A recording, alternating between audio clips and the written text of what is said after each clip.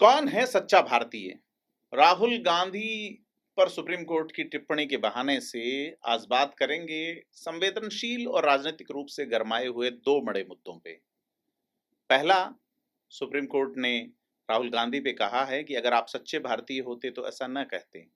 दूसरा, ऑपरेशन सिंदूर की सफलता पर एनडीए की रणनीति और प्रधानमंत्री नरेंद्र मोदी का तीखा जवाब कि विपक्ष अपने ही पैर पर कुल्हाड़ी मारने में माहिर हैं। नमस्कार, मैं प्रदीप हूं।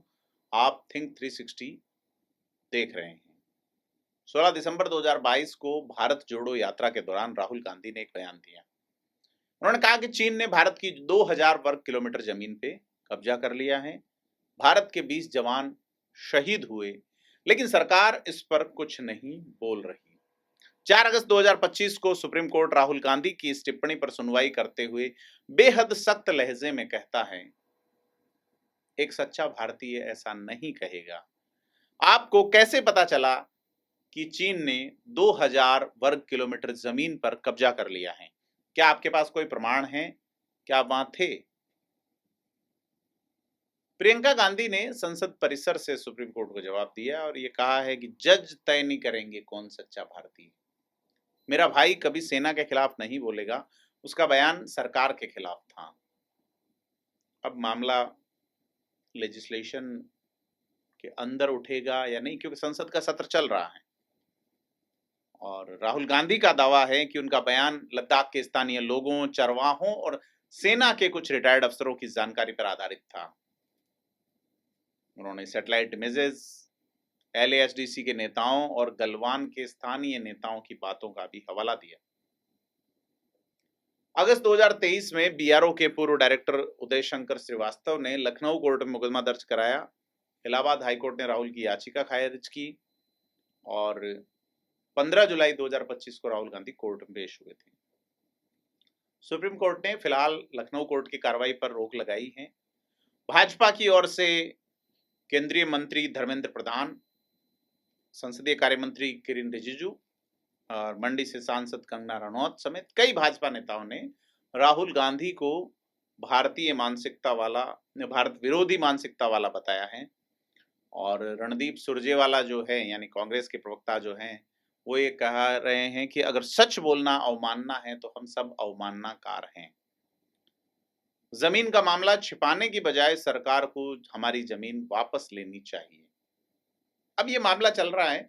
इसी बीच बात करते हैं कि ऑपरेशन सिंदूर में प्रधानमंत्री नरेंद्र मोदी की सफलता और इन पे लेके एनडीए ने नरेंद्र मोदी का सम्मान किया है।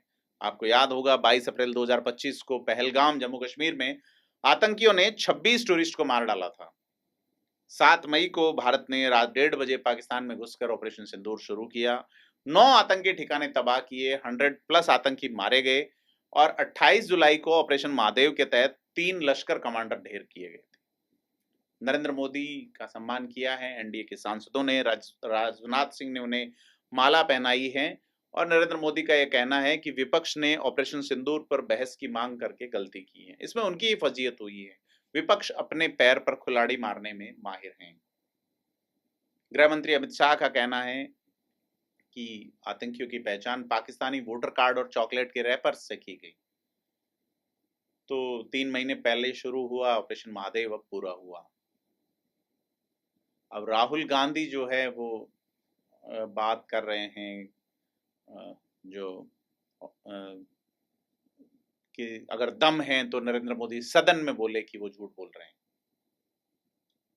तो मोदी ने कहा कि दुनिया में किसी देश ने भारत को रोका नहीं, खास करके ट्रंप के जो दावे थे उनको साइड करते हुए। कहा पाकिस्तान ने गुहार लगाई इसलिए युद्ध रोका गया। तो बड़ी चीज ये है कि नरेंद्र मोदी के 11 साल 11 फैसले वाली किताब भी इंडिया की बैठक में दी गई है। तमाम चीजें हैं। तो ये दो मुद्दे हैं, सच्ची भारतीय की परिभाषा और राष्ट्रीय सुरक्षा पर राजनीतिक बहस। ये भारत के लोकतंत्र के लिए अहम है। बड़ी चीज ये है कि आप बताएं कि इस मामले में कौन सही लगता है और कौन गलत है। कमेंट करके बताएं। वीडियो को लाइक शेयर जरूर करें। धन्यवाद।